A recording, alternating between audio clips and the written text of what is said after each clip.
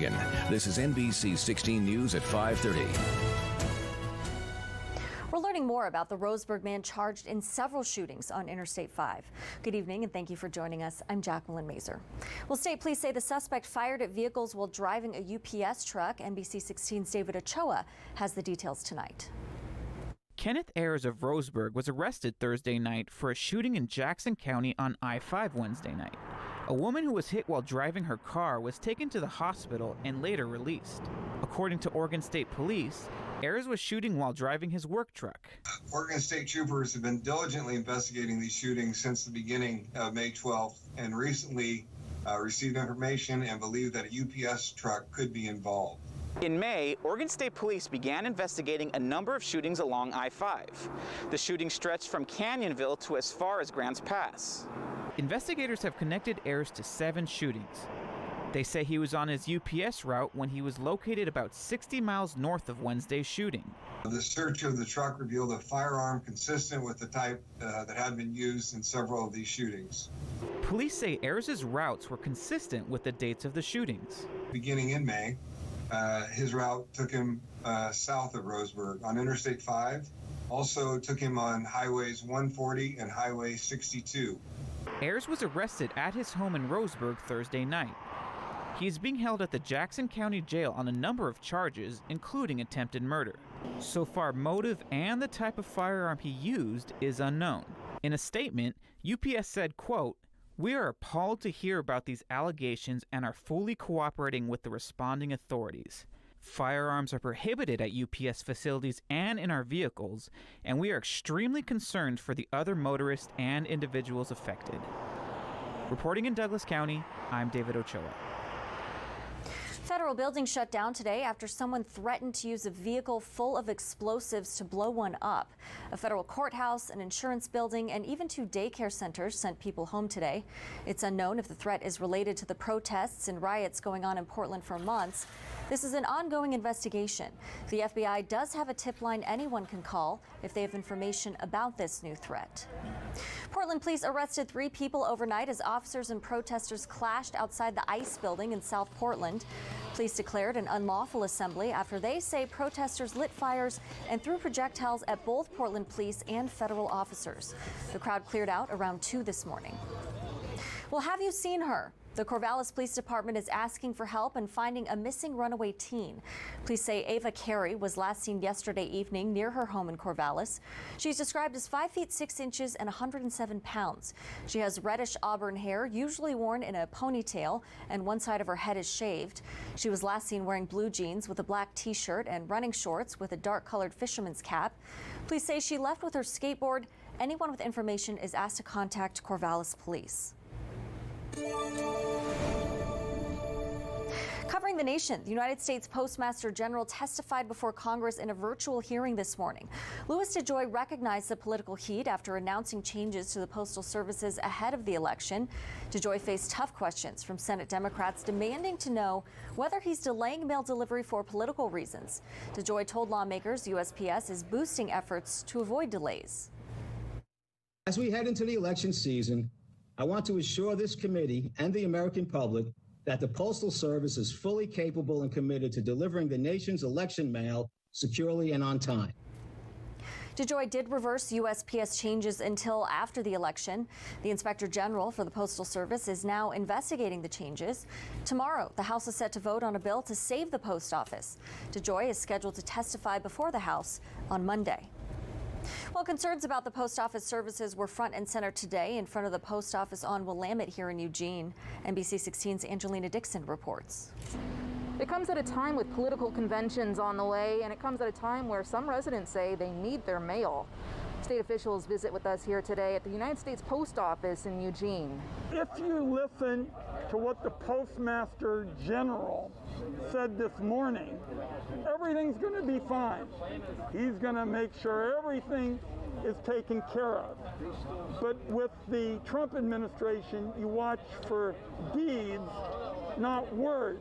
Oregon state and federal lawmakers held a press conference in downtown Eugene to express concern with Americans sending and receiving mail, not just for voting, but for other necessities. You heard a little mention earlier about delays in veterans getting their medication. All of the veterans out there, can I see your hand? This is about you. Postal workers spoke today to express concerns and experiences with a community needing their mail. State Democrats say they want to make sure post offices do not interfere with the presidential election in November. This is a crisis for America.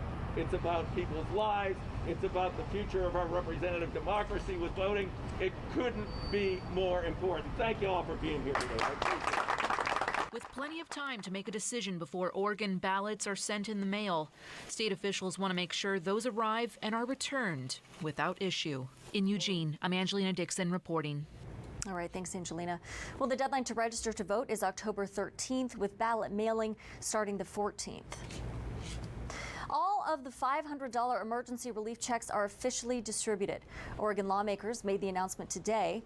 The checks were made available for anyone facing financial hardship due to the pandemic. On Wednesday, more than 60% of the $500 payments were distributed as the program kicked off.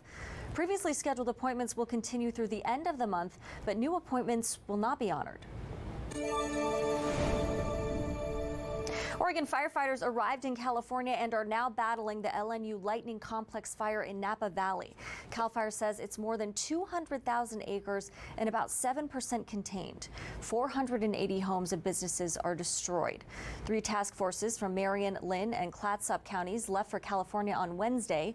2 more from Lane and Klamath counties left just yesterday.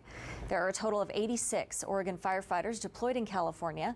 This is now the 4th year in a row the state fire marshal's office mobilized task forces to California.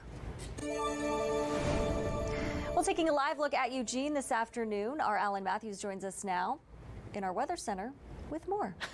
Hey, Alan. Hey, Jacqueline. Yeah, actually, you're starting to see the clouds start to break up a little bit. A little bit of sun starting to poke through there.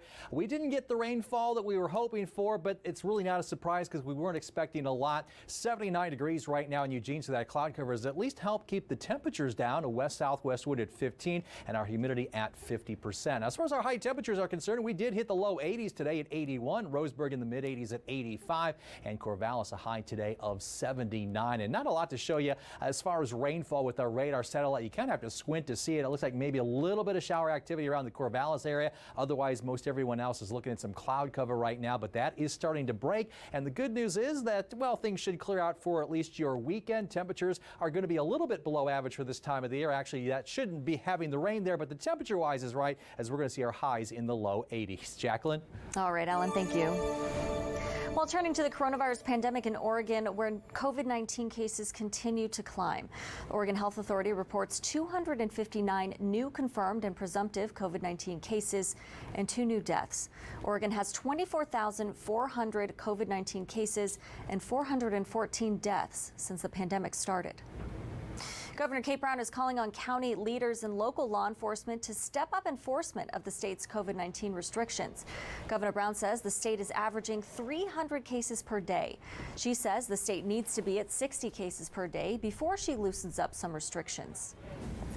Local officials need to get creative about enforcing rules against large social gatherings, big house parties, pool parties, and so forth.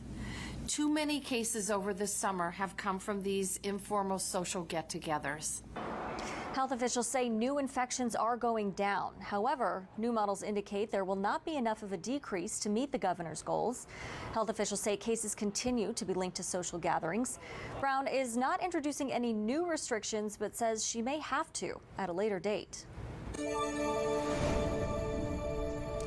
The Coquille School District is now releasing its plans for reopening. Starting on September 14th, students in pre-K to 3rd grade will attend classes in person.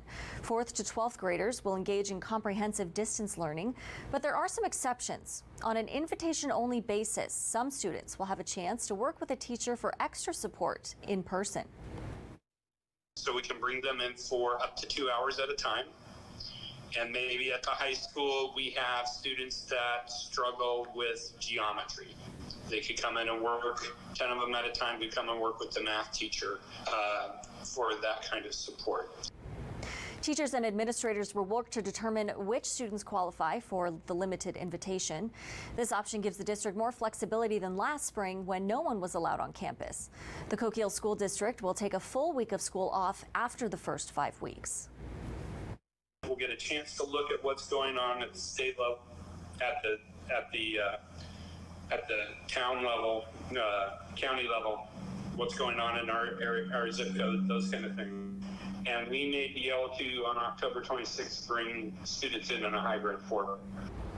Students will be off the week of October 19th. Sweeney says the district is in great shape to serve students, and they're ready to start a hybrid format as soon as possible. And as a reminder, for J parents, the deadline to pick one of the 3 learning options for students this upcoming year is Wednesday, August 26th. Those options include same school hybrid models, same school online, and Eugene Online Academy. Parents who do not respond to one of the online options by the deadline will have students enrolled in the hybrid option. Meanwhile, we have more information on each option on our website at NBC16.com. Now, coming up on your only local news at 5:30, a Depression-era civilian conservation corps seeks to boost jobs. How a bill in the U.S. Senate could be a big win for rural economies. And when we're not on air, we continue to bring you the latest developments on our website, NBC16.com, and on our Facebook page at KMTR News. You can also download our KMTR News app on your phone for free. We'll be back after the break.